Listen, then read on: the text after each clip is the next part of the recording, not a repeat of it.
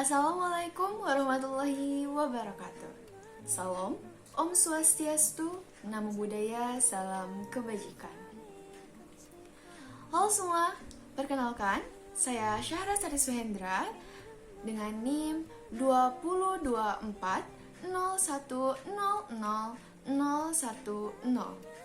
Saya dari kelas SD 24A.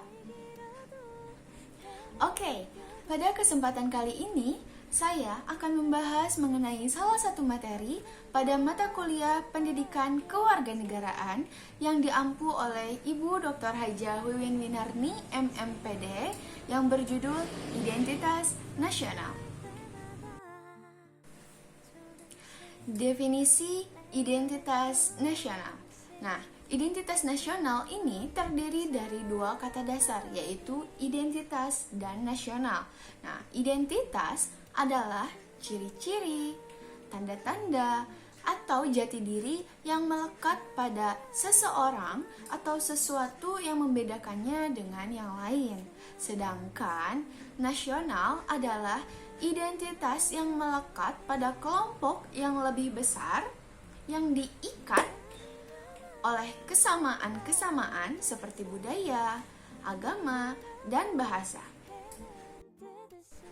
Jadi, identitas nasional adalah manifestasi nilai-nilai budaya yang tumbuh dan berkembang dalam aspek kehidupan dalam suatu bangsa atau nation dengan ciri-ciri khas.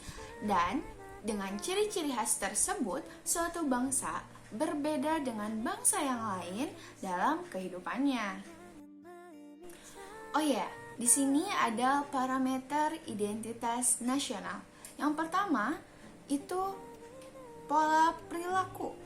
Contohnya seperti adat istiadat, tata kelakuan, dan kebiasaan. Yang kedua ada lambang-lambang. Contohnya seperti lambang Garuda Pancasila. Yang ketiga, ada alat kelengkapan. Contohnya seperti bangunan, teknologi, dan peralatan manusia. Dan yang keempat, ada tujuan yang ingin dicapai. Contohnya, budaya unggul atau prestasi di bidang tertentu. Unsur-unsur pembentuk identitas nasional. Ada 5 poin unsur-unsur pembentuk identitas nasional. Yang pertama, itu ada sejarah. Kita ambil salah satu contoh dari banyaknya sejarah yang ada di Indonesia. Nah, bangsa Indonesia mencapai masa gemilangnya pada masa kerajaan Majapahit dan Sriwijaya. Namun, akibat menghilangnya jiwa kebersamaan di antara bangsa, maka runtuhlah kedua kerajaan tersebut. Ditambah lagi dengan kedatangan para penjajah. Poin kedua, ada kebudayaan. Nah, di kebudayaan ini ada beberapa hal, yaitu yang pertama ada akal budi, yaitu sikap dan perilaku yang dimiliki bangsa Indonesia dalam interaksinya dengan sesama orang tua atau atasan. Adalah hormat menghormati, sopan santun dalam sikap dan kata.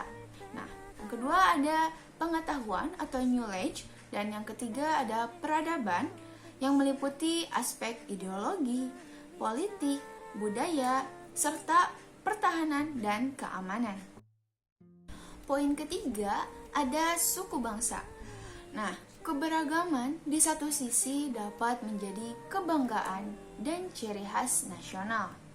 Walaupun di sisi lain juga, keberagaman ini dapat menjadi potensi konflik apabila tidak dikelola dengan baik.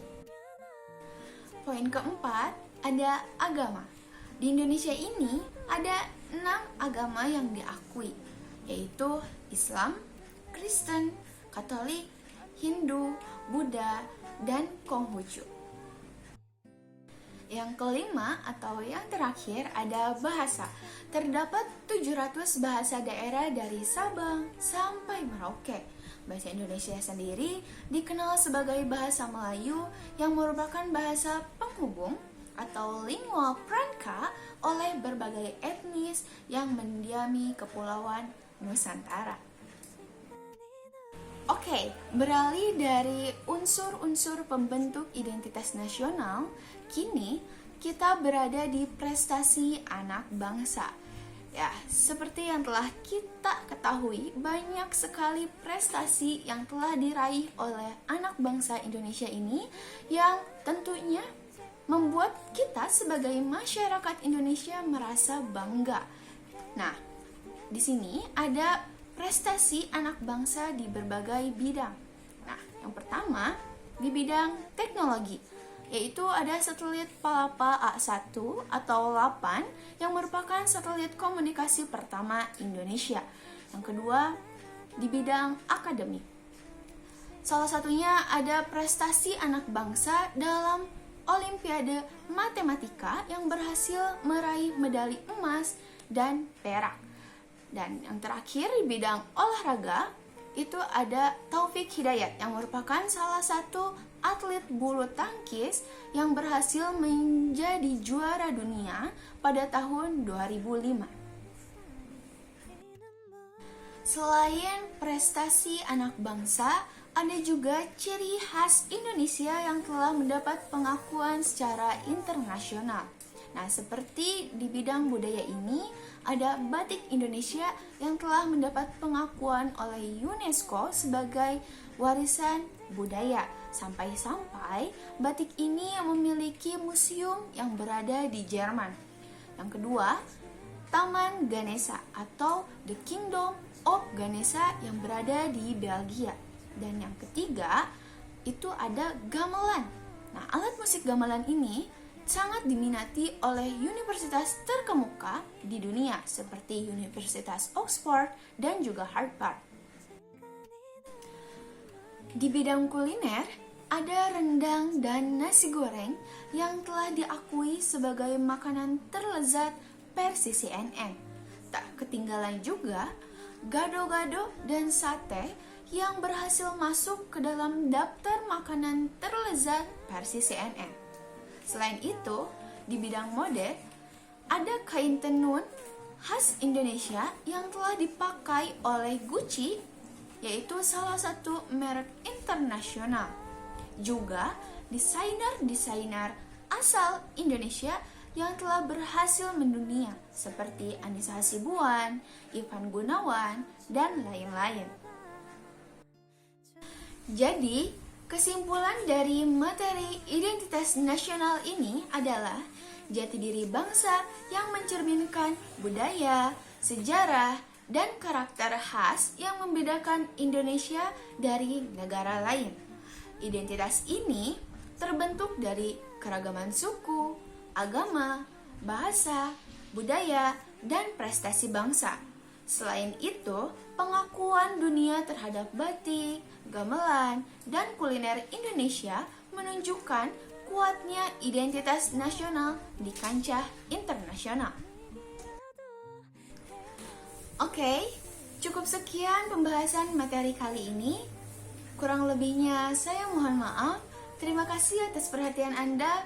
Wassalamualaikum warahmatullahi wabarakatuh. Bye-bye.